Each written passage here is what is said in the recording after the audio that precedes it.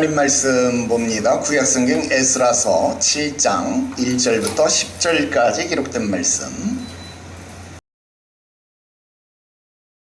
이 일 후에 바사왕 아닥사스다가 왕위에 있을 때에 에스라라 하는 자가 있으니라. 그는 스라야의 아들이요 아사랴의 손자요 hil기야의 증손이요 살룸의 현손이요 사독의 5대 손이요 아이두의 6대 손이요 아마랴의 7대 손이요 아사랴의 8대 손이요 무라요의 9대 손이요 스라히야의 10대 손이요 우시엘의 11대 손이요 붓기의 12대 손이요 아비수아의 13대 손이요 비누아스의 14대 손이요 엘라살의 15대 손이요 대제사장 아론의 16대 손이라.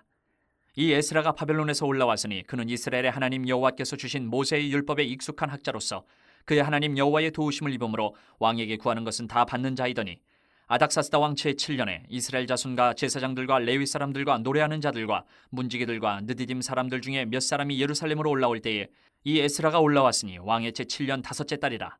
첫째 달 초하루에 바벨론에서 길을 떠났고 하나님의 선한 손에 도우심을 입어 다섯째 달 초하루에 예루살렘에 이르니라.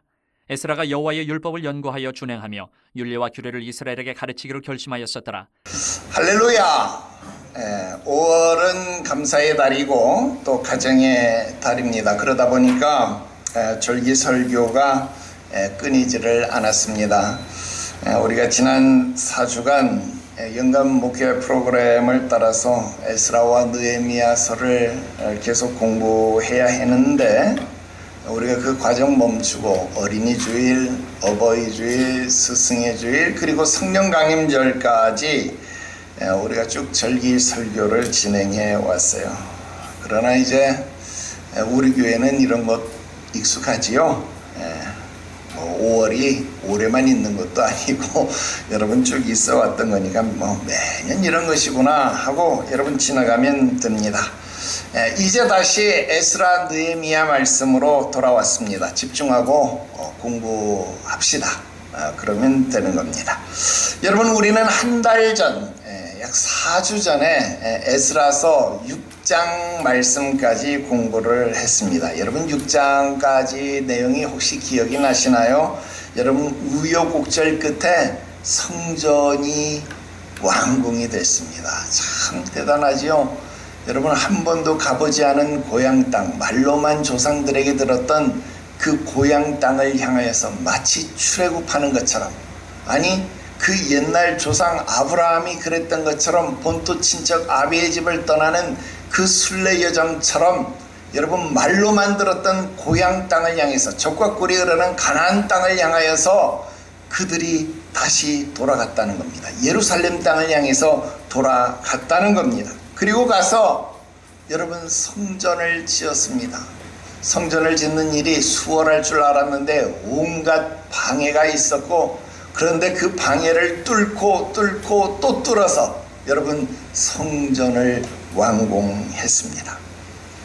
여러분 그 성전이 봉헌되어지는 날, 여러분 늙은이들, 여러분 이 늙은이들 이런 표현 나쁜 말 아니고요. 그때 늙은이들은 솔로몬 성전의 영광을 아는 거로 지금 지어지는 성전이 그때 영광에 비해서 너무 초라한 것을 보고 마음이 아파서 눈물을 펑펑 쏟았고, 여러분 젊은이들은 포로기 시절에 성전이 없어서 책으로만 제사를 배웠고 책으로만 절기를 배웠었는데, 여러분 이제 드디어 성전에서 제사를 드리게 됐고 절기를 지키게 되니까 헤이요 주의 자비하심과 여러분 이러면서 여러분 소리를 지르는, 그러니까 눈물과 찬송이 어우러지는 성전 봉헌식이 있었다는 거예요. 여러분 기가 막힌 일 아닙니까?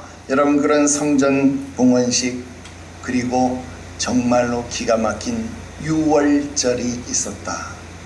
여러분 이스라엘에게 유월절은 이렇게 지킬 때마다 감격이 있었다라는 겁니다. 첫 번째 유월절 어떤 거였어요? 여러분 애굽 땅에서 여러분 그들이 급하게 지켰던 그 유월절은 여러분 죽음의 사자들 가운데서 자기들이 살아남는 기적을 체험하는 유월절 아니었습니까? 두 번째 유월절, 여러분 홍해 바다를 건너서 여러분 시내산 호렙산에서 지키는 그들의 유월절, 정말 감격스러운 유월절, 자유의 몸이 되어진 상황 속에서 지키는 그 유월절, 정말 감격스러운 유월절이 아닐 수 없었다라는 겁니다. 그런데 오늘 또 지키는 이 유월절 어땠습니까? 포로가 되었다가 다시 돌아와서 지키는 이 유월절, 정말로 감격스럽고 또 감격스러운 유월절이 아닐 수 없었다라는 겁니다. 여러분, 이처럼 스룹바벨이 이끈 1차 포로 귀환 이후에 그들은 여러분 20년의 산고 끝에, 왜 산고예요? 마치 아기를 낳는 것처럼 정말 힘들고 어려운 산고 끝에 마침내 성전이 다시 세워졌다라는, 여러분 외형적으로 보면 완전한 회복, 완전한 완성 아닙니까? 그러면 여러분 성경이 거기서 끝났겠죠. 그런데 여러분 에스라서가 거기서 끝난 것이 아니라, 거기서 완성된 것이 아니라 성경이 계속 이어지잖아요. 지금 우리가 읽은 것처럼 7장, 8장, 9장, 여러분 10장까지 여러분 성경이 계속 이어지고 있다는 겁니다. 할 말이 있다는 겁니다. 그러면 도대체 7장부터는 어떤 말씀이 기록되어져 있는 것이냐 하는 겁니다. 그런데 여러분 7장이 시작되면서 성경은 아무런 설명도 없이 시간을 또 훌쩍 넘겨버립니다. 여러분 6장과 7장 사이에는요 약 58년이라는 시간이 확 지나가 버렸습니다. 그런데 성경 저자는 그 시간의 갭을 우리에게 설명하지 않아요. 그냥 건너뜁니다. 여러분 58년이 짧은 세월입니까? 아니잖아요. 적어도 한 세대가 태어나고 자라고 늙어갈 만한 그런 시간입니다. 우리 교회 많은 나이, 여러분 69년생들이 지금 58세 아닙니까? 그 나이만큼, 여러분 그런 나이만큼 되는 그 시간 동안 무슨 일이 도대체 있었던 것일까? 여러분 우리 생각해 봐야 될 시간 아닐까요? 여러분 성전은 세워졌는데 공동체는 무너지고 있었다라는 겁니다.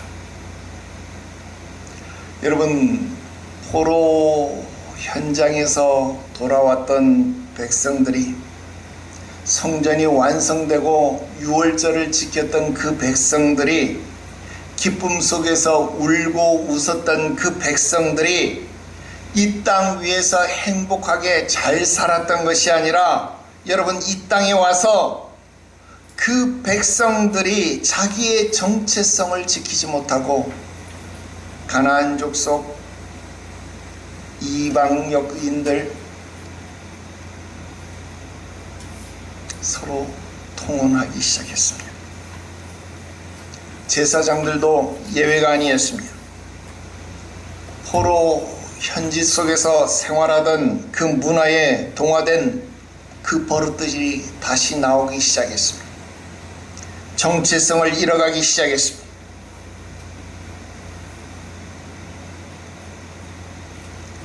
또 같은 시기에 바벨론에 살던 사람들, 페르시아에 남아있던 사람들, 그 현지에 살고 있었던 디아스포라 유대인들이 같은 방법으로 어려움에 처해 있었습니다. 오늘 말씀 1절에 보니까 그 유명한 아닥사스다 왕이 나오고 있습니다. 여러분 아닥사스다 왕이 누굽니까? 몰라요? 이 왕의 부인이 에스더입니다.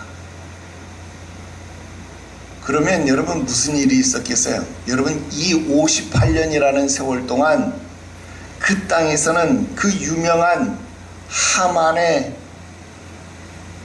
유대인 학살 사건이 일어나는 겁니다. 여러분 엄청난 일 아닙니까? 여러분 모르드게와 하만 사이의 권력 다툼으로 말미암아 여러분 유대인들이 한꺼번에 죽을 뻔한 사건이 여러분 그 에스더서에 기록되어진 그 사건이 바로 이 6장과 7장 사이에 일어났다 이 말입니다. 여러분 도대체 이 시기 동안 이 6장과 7장 사이 이 시기 동안에 도대체 무슨 일이 있었길래 이런 상황들 이런 혼란스러움이 일어난 것일까? 무너진 성전도 다시 지었습니다. 그러면 여러분 성전이 없어서 그러니까 이스라엘 백성들은 성전 공동체였는데 광야에서도 회막 중심의 회막 공동체였잖아요. 옛날 이스라엘 백성들이 멸망하기 전에는 이스라엘 백성들이 예루살렘 성전 중심한 성전 공동체였잖아요. 그러니까 다시 성전을 지어줬으면 성전을 중심해서 잘 살아야 될 것 아닙니까? 그럼 성전도 지어졌는데 왜 그들이 이런 혼란을 겪어야 했느냐 하는 겁니다. 여러분 성전이 없어서 그들이 혼란을 겪은 것이 아니더라 하는 겁니다. 예수와 제사장, 스룹바벨 같은 정치가 여러분 지도자가 없어서 혼란을 겪은 것도 아닙니다. 그럼 도대체 뭐가 부족해서 그들은 이런 혼란을 겪은 것이냐 하는 겁니다.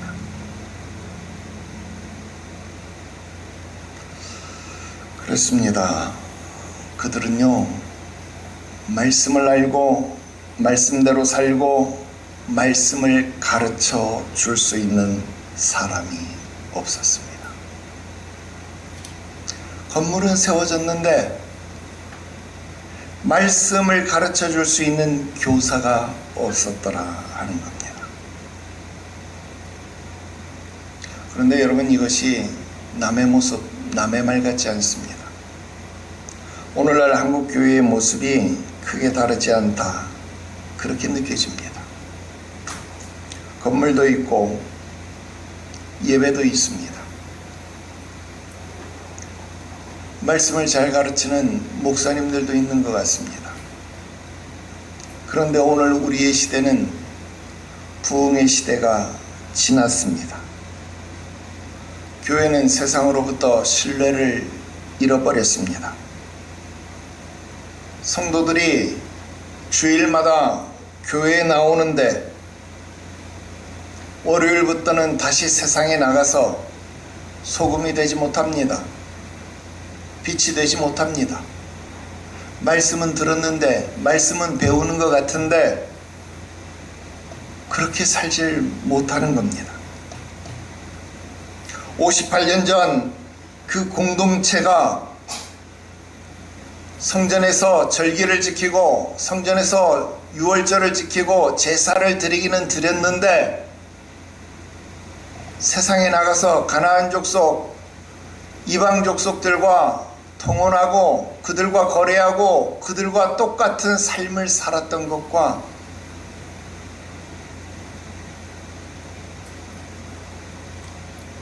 별반 다르지 않는 모습, 오늘 한국교회의 모습, 우리의 모습 아닙니까? 성전이 없습니까? 예배가 없습니까? 똑같잖아요.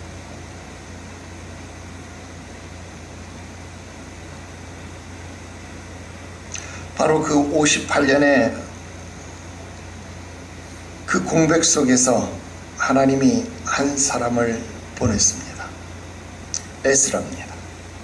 오늘 제목처럼 지금 이 시대에 에스라가 필요합니다. 오늘 여러분들에게 4가지 말씀 드리려고 합니다. 첫 번째로 하나님은 이 공백의 시대, 이 혼란의 시대에 사람을 준비하신다라는 것입니다. 여러분 성경이 이 에스라를 소개하기 위해서 가장 먼저 보여주는 것이 있었습니다. 그게 무엇입니까? 바로 족보입니다. 아론에서부터 시작해서 에스라까지 16대에 걸쳐서 이름이 나열되고 있습니다. 여러분 이 족보를 왜 이렇게 공들여서 소개하고 있는 걸까요?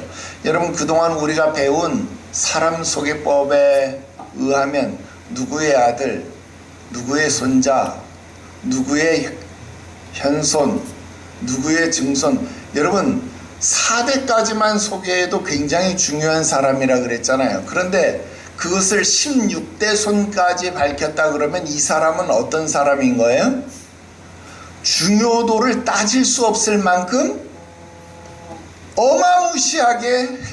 어마무시하게 굉장히 중요한 사람이잖아요. 여러분 예수님 말고 이렇게 16대 손까지 밝힌 사람 성경에 또 있나요? 없습니다. 여러분 예수님 말고요 16대 손까지 밝혀준 사람이 없어요. 에스라 말고 없습니다. 그런데 여러분 이 족보에서 서술되어진 이 16대는요 굉장히 압축된 족보입니다. 사실상은요 16대가 아니죠. 여러분 아론에서부터 시작해서 이 에스라까지 오는 족보는요 1000년의 세월입니다. 1000년의 세월. 1000년의 세월인데 그걸 16대로 줄여놨으니까 여러분 이건 그 사이에 빠진 사람들의 이름이 굉장히 더 많겠죠. 근데 성경은 의도적으로 여기서 중요한 사람들만 추린 거예요. 추려서 16대로 압축했다 하는 겁니다. 의도적으로 핵심 인물들만 연결했다 하는 겁니다. 그러면 그 1000년 세월 속에서 아론으로부터 시작해서 1000년 세월 속에서 이스라엘에게 무슨 일이 있었을까요? 아론부터 시작해서 지금 에스라까지 여러분 구약의 역사 쭉 이야기하면 우리 모세 시대부터 시작해서 지금 여러분 에스라 시대까지 이야기를 해보면 여러분 변화별 일 없었겠습니까? 여러분 나라가 세워지고 나라가 망하고 여러분 변화별 일들이 있었잖아요. 성전이 세워지고 성전이 불타고 여러분 백성들이 생겼다가 백성들이 포로로 갔다가 여러분 이루 말할 수 없는 영욕의 세월, 영광과 욕됨의 세월, 영욕의 세월이 1000년의 역사 속에 있었다 그 말입니다. 그리고 급기야 여러분 대제사장 아론이 대제사장이었는데 그 지금 대제사장 가문만 지금 쭉 이야기한 거잖아요. 그런데 1절에 보니까 스라야라는 사람이 나와요. 그죠? 이 스라야라는 사람도 대제사장인데 이 대제사장이 어떤 사람이었느냐? 처형당한 사람입니다. 여러분 이제까지 대제사장은 곱게 늙어서 죽었지 처형당한 사람이 없었어요. 그런데 이 스라야라는 대제사장은요 처형당했어요. 누구에게? 느부갓네살 왕에게. 여러분 바벨론이 예루살렘을 함락시키던 그날 느부갓네살 왕이요 이 대제사장을 처형시킵니다. 이 스라야가요 그 처형당했던 대제사장이에요. 일부러 지금 그 이야기를 하는 거예요. 이게 열왕기하 25장에 이 이야기가 나와요. 나중에 우리 배울 거니까 지금 얘기 안 할게요. 처형당했던 대제사장입니다. 역사가 끊어지는 바로 그 순간 그 처참한 자리에서 죽임을 당했던 사람 스라야, 그 스라야의 후손이 누구냐? 바로 에스라다 그 말입니다. 여러분 생각해 보시기 바랍니다. 스라야가 처형당했던 날 여러분 누가 그 계보가 이어질 거라고 생각했겠습니까? 그 계보가 끊어질 거라고 생각했겠지요. 나라도 망했고 성전도 불탔고 대제사장도 처형을 당했는데 그 계보가 또다시 살아났다? 이건 있을 수 없는 일 같지 않아요? 그런데 지금 하나님은 그 계보를 끊지 않고 그 계보를 연결시켰다 그 말입니다. 우리 사람이 볼 때는 끊어져야 될 그 계보가 하나님의 손에 의해서 다시 연결되었다라는 겁니다. 아론에서부터 시작해서 에스라까지 그 계보가 이어졌다 그 말입니다. 하나님은 그 1000년의 역사를 계속해서 이어갔다 그 말입니다. 6장부터 7장 그 58년의 공백 동안 하나님이 아무것도 안 했나? 아니요. 하나님은 여전히 일하고 계셨다는 거예요. 어떻게? 에스라를 준비시켰다 그 말입니다. 여러분, 바벨론 어디에선가 아무도 알아주지 않는 그 자리에서 한 사람이요, 지금 율법을 연구하고 있었어요. 율법에 익숙한 자다. 누가? 에스라가. 아주 율법에 익숙한 자, 율법을 탁월하게 다루던 자, 율법을 아주 잘 알고 있는 자, 하나님 말씀을 아주 잘 알고 있는 자, 모두가 말씀을 잊어버린, 모두가 말씀을 기억하지 않는 그 시대에 하나님의 말씀에 정통한 자를 하나님이 준비시켰다 그 말입니다. 왜? 이 시대는 말씀을 잊어버리고 산다 이 말입니다. 말씀대로 살기를 원하지 않는다 이 말입니다. 왜? 하나님의 말씀은요, 우리를 비춰주는 거울이기 때문에 이 말씀을 읽으면 사람이 마음에 찔려요. 그래서 말씀을 가르쳐주고 말씀을 가르침 받으면요, 괴로워서 견딜 수가 없어요. 그 말씀을 제대로 배우면 못 견디잖아요. 여러분 다 봤잖아요. 말씀 제대로 배우면 괴로워서 다 떠나가잖아요. 이단 사이비 같다 그러잖아요. 한 번도 듣도 보도 못했다 그러잖아요. 왜? 괴롭거든. 찔리거든. 자기의 행위가 드러나니까 괴롭거든.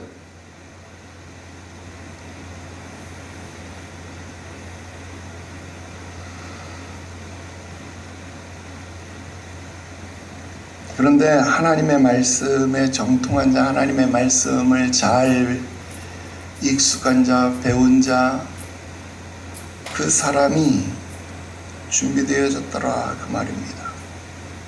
여러분, 이게 하나님의 방식입니다. 공동체가 흔들릴 때, 역사가 단절된 것처럼 보일 때, 아무것도 이루어지지 않는 그 시간에 하나님은 침묵한 것이 아니라 다음 시대를 위해서 사람을 준비하셨더라 그 말입니다. 여러분, 한국교회의 공백도 이럴 수 있습니다. 하나님은 침묵하신 것이 아니라 지금 이 순간에도 이 시대를 위한 에스라를 지금 어디에선가 준비하고 계시다라는 사실을 우리는 깨달아야 할 것입니다. 두 번째, 시대가 필요한 사람의 정체성, 시대가 필요한 교회의 정체성을 이 시대가 묻고 있다 그 말입니다. 우리는요, 목사는 이래야 돼, 교회는 이래야 돼, 머릿속에 딱 그리고 있는 목사상, 교회상 이게 있어요. 근데 그거는 우리가 생각하는 거고, 여러분, 이 시대가 요구하는, 이 시대가 찾는 목회자와 교회가 따로 있더라 그 말입니다. 에스라는 두 가지 정체성을 가진 사람이었어요. 그는 제사장이면서 동시에 학사라는 사람이었습니다. 왜 이 두 가지가 동시에 있어야 했는가? 이게 정말 재미있습니다. 여러분, 포로로 잡혀가기 이전까지는요, 이스라엘에게 있어서 율법의 권위는요, 제사장과 선지자들에게 있었어요. 여러분, 제사장은 성전에서 율법을 집행하는 자들이었습니다. 그러니까 율법대로 제사를 지키고 또 절기를 지키는 그런 사람들이었어요. 그리고 선지자는 누구였어요? 사무엘부터 시작해서 선지학교에서 배양되어진 선지자들은 하나님의 뜻을 왕들에게, 백성들에게 하나님의 뜻을 전달하는, 선포하는 역할을 하는, 하나님의 말씀을 직접 선포하는 역할을 하는 것이 선지자였다라고 하는 겁니다. 그래서 말씀의 권위를 가지고 있었던 두 기둥이 하나는 성전에서 하나는 제야에서 활동하고 있었더라 하는 겁니다. 그런데 포로기가 되니까, 나라가 멸망하게 되니까, 성전이 무너지게 되니까 성전 안에 있던 기둥 제사장들이 무너지게 되고, 나라가 멸망하게 되니까 왕들이 없어지게 되니까 왕들에게, 백성들이 포로로 잡혀가니까 포로들에게, 백성들에게 하나님의 말씀을 선포하게 되는 선지자들도 같이 사라져 버린 거예요. 그러니까 말씀의 권위를 가진, 율법의 두 권위를 가졌던 두 기둥이 동시에 무너져 버린 겁니다. 그리고 이스라엘 백성들에게 말씀을 가르쳐 줄 수 있었던 역할이 없어진 거예요. 그러니까 이 공백 속에서 새로운 역할을 해 주어야만 하는 존재가 생겨나게 됐지요. 그게 누구였느냐? 바로 학사, 히브리어로 소페르라고 하는 새로운 직분이 생겨났습니다. 율법을 필사하고, 율법을 연구하고, 율법을 해석하고, 율법을 가르치는 사람, 바로 이게 학사였는데, 이게 이 포로기에 생겨난 새로운 산물, 새로운 직분이었습니다. 성전도 없고 선지자도 없는 그런 상황 속에서 이 이스라엘 공동체가 말씀을 붙잡기 위해서 새롭게 만들어낸 직분이 무엇이었느냐면 바로 학사였다 이 말입니다. 그 위기 상황 속에서 새롭게 태어난 직분이었습니다. 그런데 다행스럽게도 이 에스라는요, 제사장 가문 사람이었고 이 학사라는 직분을 가지고 있었습니다. 그러니까 여러분 어때요? 제2를 집행할 수 있는, 제사를 집행할 수 있는 권위도 가지고 있었고, 말씀을 해석할 수 있는 권위도 동시에 가지고 있는 사람. 그러니까 지금 예루살렘에는 성전이 지어져 있잖아요. 그러니까 예루살렘으로 돌아가기만 하면 성전에 가서 제사도 집례할 수 있는, 성전을 가서 성전에서 성전 제사를 집례할 수 있는 제사장의 기능도 가질 수 있는 능력도 있었고, 지금 포로 생활 속에서 말씀을 가르칠 수 있었던 학사로서의 기능도 가지고 있었던 능력도 있었던 그런 사람, 이 두 가지의 능력을 동시에 가지고 있었던 사람이 바로 에스라. 그러니까 이 에스라는 당시 시대가 요구하는 역할을 완벽하게 감당할 수 있었던 사람이 바로 에스라였다라는 겁니다. 여러분, 시대마다 필요한 사람의 형태가 다르더라 하는 겁니다. 이 에스라 시대에는 학사가 필요했습니다. 오늘날 시대에는 어떤 사람이 필요합니까? 형태는 다르지만 본질은 똑같을 겁니다. 말씀을 알고 말씀대로 살고 말씀을 전달할 수 있는 사람이 필요할 것이다 라는 겁니다. 그런데 성경 말씀에 보니까 에스라가 이 아론의 후손이다 라고 하는 것을 밝혀주기 위해서 성경이 굳이 족보까지 밝히면서, 그것도 아론의 후손이라는 것을 밝혀주기 위해서 16대 조상까지 밝혀주었다라는 겁니다. 왜 그랬냐? 여러분, 포로 시대에는요, 제사장이라고 말하는 사람들이 있었는데 이 족보가 없어서 제사장직에서 쫓겨난 사람들이 있었어요. 그러니까 제사장직에 정통성 시비가 붙은 사람들이 많았었다 그 말입니다. 포로로 잡혀갔으니까 그런 일들이 발생될 수밖에 없었다 그 말입니다. 그런데 지금 에스라는 어떤 사람이에요? 이 족보가 분명하잖아요. 그것도 16대 조상까지 가보니까 누가 나와요? 아론이 나온다 이 말이에요. 아론이. 그러니까 지금 이 에스라는 그 시대에 가장 어떤 사람? 정통성이 확보된 사람, 가장 완벽한 사람이다 라고 하는 것을 지금 성경이 선언해주고 보증해주고 확보해주고 있다라고 하는 것을 이야기하고 있다는 겁니다. 그래서 지금 아무나 제사를 집례할 수 있는 것도 아니고 아무나 성경을 해석할 수 있는 것이 아니다라고 이야기를 하고 있는 겁니다. 여러분, 오늘 이것이 우리에게 무엇을 이야기하고 있는 걸까요? 그러니까 오늘날에 목사는 아무나 되는 거 아니고 좋은 학교 나와야 되고 뭐 이런 사람, 여러분 이 말을 하려고 하는 게 아닙니다. 여러분, 오늘날 말씀을 가르치는 권위는요, 이런 족보에서 나오는 게 아닙니다. 그럼 어디서 나와야 될까요? 여러분, 말씀 앞에 자신이 먼저 서 있는가에서 나와야 합니다. 말씀을 연구하고 그것을 자신이 먼저 살아내고 그 다음에 가르치는 거에서 나와야 합니다. 에스라의 정통성은 아론의 후손이라고 말하는 이 혈통의 조건, 이 조건보다 더 중요한 정통성이 있었다. 그게 뭡니까? 바로 10절의 조건입니다. 결단입니다. 이건 좀 이따 설명할게요.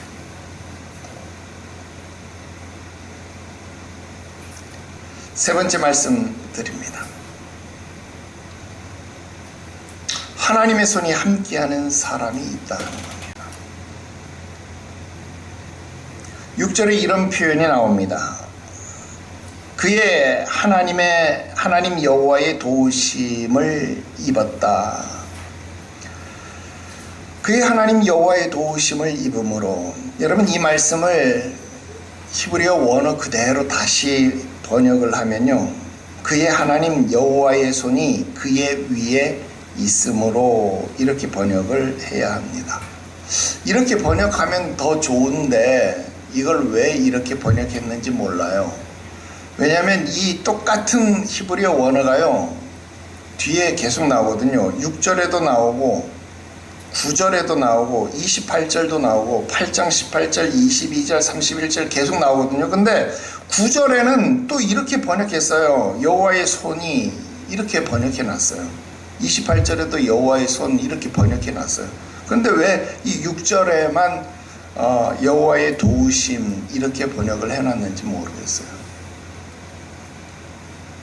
근데 어쨌든 지금 여호와의 손이라는 표현이 계속 반복되고 있다는 거예요. 우리 배웠잖아요. 반복은 강조죠. 근데 이게 6번이나 반복되고 있다. 여러분, 에스라는 여호와의 손이 계속해서 뭐하고 있어요? 도와주고 있다. 여호와의 손이 함께하고 있다. 그 뜻을 이야기하고 있는 겁니다. 그러면 지금 에스라서는요, 에스라서, 그러니까 에스라의 이야기인 것 같지만 사실은 에스라의 이야기가 아니고 하나님의 손이 함께한 에스라의 이야기. 그러니까 더 정확하게 이야기하면 에스라서는 하나님의 손의 이야기입니다. 우리 이거 어디서부터 봐야 되는 거예요?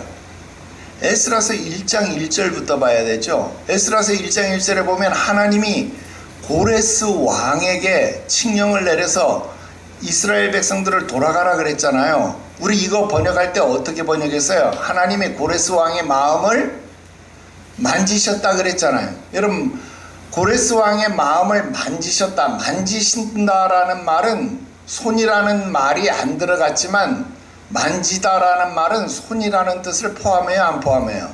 포함한 말 아닙니까? 위로는 하나님이 고레스의 마음을 만지시고 아래로는 백성들의 마음을 만지심으로 그들을 보냈다. 어디로? 예루살렘으로. 여러분, 우리 이거 공부 이미 다 한 말 아닙니까? 그러면 에스라서는 1장부터 끝장까지 무엇이 한 일이에요? 하나님의 손이 한 일이다. 물론 하나님은 사람처럼 손과 발의 형체를 가지신 분이에요? 없는 분이죠. 근데 우리의 사람의 이해를 돕기 위해서 사람의 형상처럼 표현하는 것 뿐이죠. 하나님은 손과 발 이런 것을 가진 분이 아니잖아요. 하나님은 영이시잖아요. 그죠? 그런 손과 발이 없는 분이지만 하나님이 마치 사람처럼 손과 발을 가지신 것처럼 하나님의 손이 하신 일, 하나님의 손이 하신 일처럼 이야기하고 있다는 거예요. 그러니까 여러분, 하나님의 손이 하신 일, 하나님의 손의 이야기를 우리는 할 수 있다 하는 겁니다. 자, 하나님의 손이 역사하시니까 어떤 일이 일어났어요? 바사, 그러니까 페르시아의 왕 아닥사스다가 유대인 학사 에스라의 요구를 어떻게 했다고요? 다 들어주었대요. 에스라가 무엇이든지 요구를 하면 아닥사스다 왕이 다 들어주었다라는 거예요. 여러분, 이거 인간적으로 설명이 쉽지 않은 일입니다. 여러분, 포로, 물론 우리 다니엘도 나중에 보면 알지만 다니엘 같은 사람도 뭐 요구하면 다 들어주잖아요. 근데 여러분, 왜 이렇게 포로로 끌려온 사람들의 이야기를 이 이방 왕들이 잘 들어줄까요? 그 포로로 끌려온 뭐 총리 뭐 이런 사람들이 예뻐서요? 아니잖아요. 이유는 뭐 때문이에요? 하나님의 손이 하시기 때문에. 성경은 그걸 말하는 겁니다. 그러니까 지금 유대인 학사의 요구를 다 들어주는 이유도 뭐예요? 하나님의 손이 하시는 거예요. 하나님의 손이 그 위에 있기 때문에, 하나님의 손이 함께해서 왕의 마음을 만지시면 그런 도움을 입게 된다 하는 겁니다. 자, 그러면 여기서 주목해야 되는 게 있습니다. 하나님의 손이 함께한 에스라가 어떤 사람인가 성경은 말하는 거예요. 7장 10절에서. 여러분, 성경 하나님의 손은 아무에게나 임하는 거예요? 아니에요. 어떤 사람에게 임하는 거예요? 6번이나 반복해서 하나님의 손이 함께하는 사람은 그 이유를 바로 10절 단 한 구절에 담아 놓는 거예요. 그 10절 내가 좀 이따 설명한다 그랬죠? 그러니까 좀 이따 이야기할게요. 어쨌든 하나님의 손이 함께 했어요. 어떻게? 1월 1일 바벨론에서부터 떠나서 5월 1일 예루살렘에 도착했어요. 정확히 4개월 걸려서 여기 예루살렘에 도착했다는 거예요. 그때까지 하나님의 손이 함께하니까 그들이 평안이 왔다. 여러분, 수천 명이 광야를 지나는 대장정아닙니까? 1차 포로귀환 때도 그들이 무사히 왔는데 지금 2차 포로귀환이 지금 이렇게 해서 이루어지는 겁니다. 그런데 2차 포로귀환 때도요, 그들이 무사히 왔어요. 우리 아직 안 배웠지만 8장 22절에 보면요, 에스라가 이 여정 속에 군사 호위를요 요청하는 걸 부끄럽게 해요. 왜? 하나님의 손이 함께 하는데 군사를 요청하는, 군사 데려가라. 아유, 그 왜 데려가? 하나님의 손이 함께 하는. 이 군사 요청하는 걸 부끄럽게 여긴다는, 말해놓고도 군사 요청하는 걸 부끄럽게 여긴다. 그리고 실제로 그 4개월 동안 아무런 사고 없이 그 수천 명의 무리들이 여러분 예루살렘으로 돌아온다 이 말입니다. 왜? 그의 하나님 여호와의 손이 함께 하셨기 때문에. 여러분, 우리가 이제 좀 있으면 교회 창립절입니다만 26년 동안 교회가 오늘 이 자리까지 온 것 우리의 능력입니까? 아니잖아요. 우리가 계획한 것 안 이루어진 게 뭐 있나요? 다 이루어졌잖아요. 그런데 돌아보면 또 우리 계획대로 된 게 하나도 없어요. 다 주님 뜻대로 된 거지. 아니에요? 주님 뜻대로 된 거예요. 그러나 어쨌든 무사히 여기 온 거예요. 왜? 하나님의 손이 하셨기 때문에. 하나님의 손이 하는 사람, 하나님의 손이 하는 교회, 그렇게 되는 거예요. 오늘 여러분들의 인생이, 여러분들의 가정이, 여러분들의 자녀가 하나님의 손이 함께 하시는 인생인 것 믿으시기를 주 예수의 이름으로 축원합니다. 이제 그 중요한 10절을 봅시다. 마지막 네 번째, 우리의 결단. 바로 이 결단의 순서가 이 시대, 우리 인생, 우리 가정, 우리 자녀, 우리 교회를 바꾸는 겁니다. 자, 10절 보겠습니다. 에스라가 여호와의 율법을 연구하여 준행하며 율례와 규례를 이스라엘에게 가르치기로 결심하였습니다라. 자, 여기에 보면 에스라가 세 가지 행동을 합니다. 연구한다, 준행한다, 가르친다. 자, 학사하면서 제사장이었던 에스라가 지금 하고 있는 결단은 세 가지고 세 가지 행동을 합니다. 목사님, 이거 보니까 에스라 제사장이고 학사고 또 이런 거 율법에 관련된 행동, 이거 목사님만 하면 되는 거네. 우리가 할 게 아니네. 아이고, 목사님만 잘하세요. 그럼 되네. 우리하고는 관계없네요. 아유, 괜히 또 우리까지 끌어들이려고. 아유, 목사님 참 대단해. 아니요, 이건 나하고 관계없습니다. 여러분하고 관계 있습니다. 물론 나하고도 관계 있는데, 나하고 관계 있는 게 아니고 여러분하고 관계 있습니다. 왜? 여러분들에게 제자 삼는 사역이 주어져 있기 때문에 그렇습니다. 이 결단은 나에게 필요한 게 아니고 바로 여러분들에게, 부모된 자가 자녀를 제자 삼아야 하기 때문에 부모에게 주어진 결단이어야 합니다. 여러분이 자녀에게 신앙의 전수를 하기 위해서 바로 저렇게 결단해야 합니다. 그러면 성공합니다.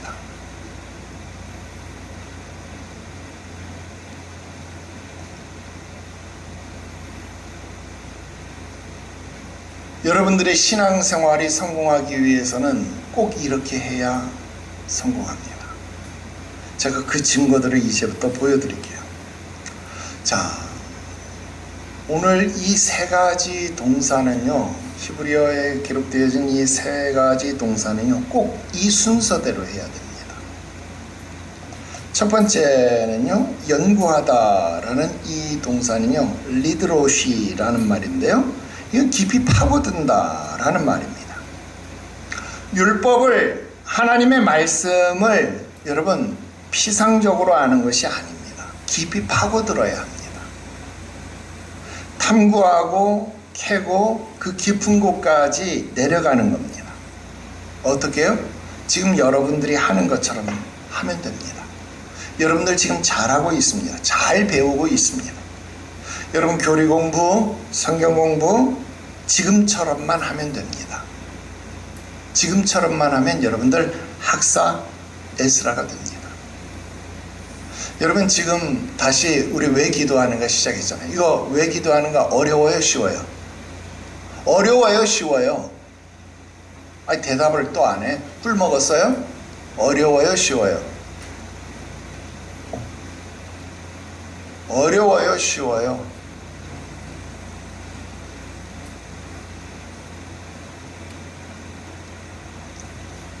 나하고 말 안 하려고 작정을 했는데, 여러분 그동안 배운 거에 비하면 이건 엄청 쉬운 거 아닙니까? 이거 이 정도 시작을 했으면 이 빠른 부모들은 자식들 보고 이거 들으라고 해야지.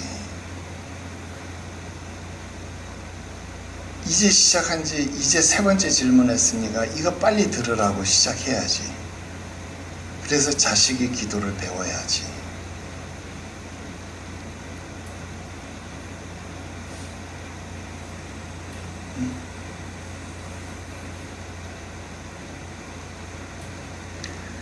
교리 공부, 성경 공부 지금처럼만 하면 여러분들이 학사 에스라가 됩니다.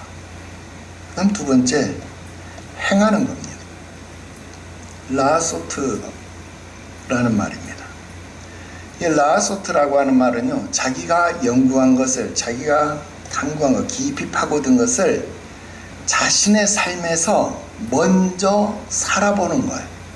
자기가 공부한 것, 자기가 배운 것을 내가 먼저 그대로 행하고 살아내는 겁니다. 내가 기도 배웠으면 내가 먼저 그렇게 기도하는 거예요. 기도 누구에게 하는 거다? 하나님께 하는 거야. 그럼 하나님께 기도해야지. 누구의 이름으로? 예수 이름으로 기도해. 누구의 도움으로? 성령의 도움으로 기도해야지. 그렇게 기도하는 거예요. 그리고 세 번째는 가르치는 거. 이게 울라메드라는 말입니다. 내가 살아본 것을 공동체에 전달하는 겁니다. 여러분들이 지금 교제 나눔을 통해서 하는 거, 이거 일종의 울라메드입니다. 내가 탐구하고 배운 것, 내가 한 주간 동안 그대로 살아본 것, 그것을 나누고 전달하는 것, 이거 울라메드입니다. 근데 여러분들이 울라메드를 안 한 게 누구에게 안 한 거예요? 여러분 자식들에게 울라메드를 안 한 거예요. 여러분 남편에게 울라메드를 안 한 거예요. 가르치는 거 꼭 나처럼 이렇게 하는 게 가르치는 게 아니고 나누는 게 울라메드예요. 남편에게 자식에게 가서 울라메드를 하세요. 나누세요. 그게 가르치는 거예요. 이게 마지막인 거예요. 에스라를 에스라 되게 한 게 바로 이 순서입니다. 근데 이 순서를 뒤집으면요, 엄청나게 위험해져요. 성경은 이게 얼마나 위험한 일인지를 알고 있습니다. 서기관과 바리새인들이요, 이 순서를 바꿨어요. 이 순서를 뒤집었어요. 연구는 했습니다. 가르치기는 했습니다. 여러분, 이스라엘에서 가장 율법을 많이 아는 사람들이 누굽니까? 바리새인들 아닙니까? 서기관들 아닙니까? 그런데 행하지를 않은 거예요. 자기가 살아보지를 않은 거예요. 그렇게 살지를 않은 거예요. 마태복음 23장 3절, 이게 누구 말씀이냐면 예수님 말씀입니다. 예수님 말씀. 예수님이 뭐라고 말하냐면, 야, 그들이 말하는 것은 행하고 지키되, 그들이 누굽니까? 바리새인들, 서기관들. 야, 그들이 말하는 것을 너희가 행하고 지켜라. 그런데 그들의 행동은 본받지 마라. 그들은 말만 하고 행하지는 아니한다. 이게 누구 말입니까? 예수님 말입니다. 여러분, 예수님은요, 그들이 이 순서를 지키지 않는 것을 비판한 거예요. 그들이 외식한다. 우리는 그렇게 배웠죠. 이 외식한다라는 말을 오늘 말씀으로 해석을 해보면 그들은 이 순서를 지키지 않았다, 그 말입니다. 중간이 빠져버린 거예요. 준행하는 것이 빠진 겁니다. 그게 바리새인을 만든 겁니다. 그런데 에스라는 반대였습니다. 연구하고 행하고 그리고 난 다음에 가르친 거예요. 자기가 배운 다음 그대로 살아봤어요. 살아본 다음 그걸 나눈 겁니다. 살아본 다음 가르친 겁니다.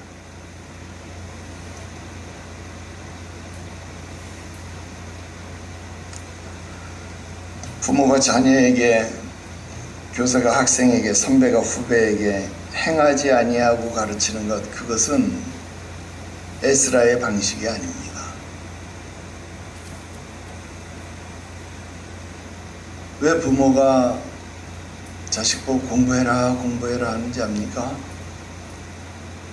부모가 공부 안 해서 망해봤기 때문에 자식 보고 공부해라 그러는 겁니다. 나는 공부 안 해서 망했으니까 너는 공부해라, 그렇게 말하는 거예요. 또 공부해서 성공해 봤으니까 너도 공부해라, 그렇게 말하는 겁니다.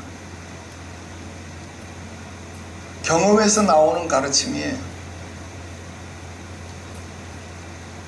이 결심, 에스라가 이렇게 하기로 결심했더라 그래요. 결단했더라 그랬잖아요. 이 결심을 나타내는 히브리어가 쿤. 이 쿤이라고 하는 말은요, 확립했다, 굳게 세웠다, 그런 뜻입니다.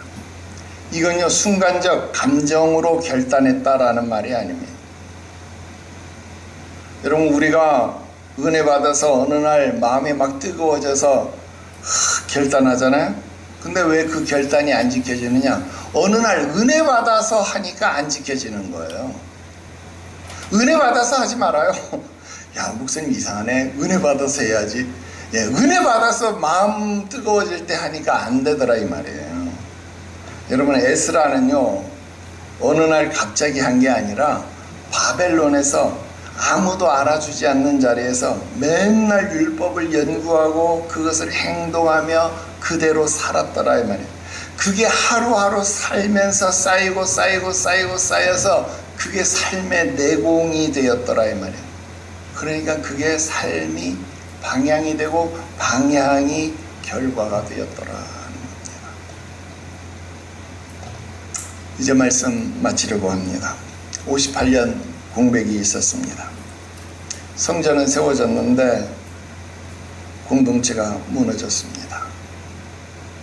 말씀을 알고 말씀을 살고 말씀을 가르칠 수 있는 사람이 없었습니다. 여러분, 건물의 부흥과 말씀의 부흥은 다른 겁니다. 야, 우리 금요일 날도 그런 말 했잖아요. 강해지는 것과 바르게 서는 것은 다른 거다. 또 이렇게 연결이 되네요. 여러분, 성전이 세워졌다고 말씀까지도 세워지는 것 아니더라 그 말입니다. 이런 공백의 끝에 하나님이 에스라를 보내셨다 그 말입니다. 천년의 역사를 이어받은 아론의 후손으로 그 시대가 필요로 하는 학사로 여호와의 손이 함께하는 사람으로서 하나님은 에스라를 준비시키고 그 모든 것의 뿌리로 단 10절 한 구절을 달아놨습니다. 에스라가 여호와의 율법을 연구하고 준행하며 그 율례와 규례를 이스라엘에게 가르치기로 결심했다. 여러분, 이게 또 경첩 구절입니다. 이제 10절 이후로 나타나는 이스라엘의 종교개혁, 그게 바로 이 에스라로 말미암는 종교개혁입니다. 성전만 지어졌다고 이스라엘에게 무너졌던 신앙이 세워지는 게 아닙니다. 오늘 하나님은 이 시대에 필요한 에스라를 찾고 있습니다. 강단에서도 에스라가 필요하고 가정에서도 에스라가 필요합니다. 학교에서도 여러분들의 삶의 자리에서도 에스라가 필요합니다. 그런데 나는 아무리 봐도 이 시대는 전도도 막혔고 여러분 모든 게 불가능한 시대입니다. 그럼 뭐만 남았느냐? 가정만 남았습니다. 근데 그 가정도 지금 위태위태합니다. 더 이상 자녀도 부모의 말을 들으려고 하지 않는 그런 위기 상황입니다. 그나마 그래도 아직까지 자식이 부모하고 연줄이 남아있을 그때에 부모가 자식에게 에스라가 되십시오. 남편이 아내가 서로에게 에스라가 되십시오. 그래서 말씀을 가르치십시오. 에스라가 되어서 나와 관계에 있는 그 사람만이라도 개혁시키십시오. 하나님 앞에 세우십시오. 이것이 오늘날 에스라를 찾으시는 하나님의 이유인 것, 오늘 여러분들이 살피시기를 주 예수의 이름으로 축원합니다. 기도드립시다. 거룩하신 하나님 아버지, 58년의 긴 공백을 보았습니다. 성전이 세워졌음에도 불구하고 말씀에 사람이 없으면 그 시대는 무너지는 것, 우리는 역사의 교훈을 통해서 배웠습니다. 그러나 그러할 때에도 하나님은 에스라를 준비해 두셨사오니 오늘 이 시대를 위하여 준비하신 에스라는 누구입니까? 오늘 하나님이 찾으시는 에스라는 과연 누구입니까? 오늘 미약한 우리도 에스라가 될 수 있습니까? 설 배운 나도 에스라가 될 수 있습니까?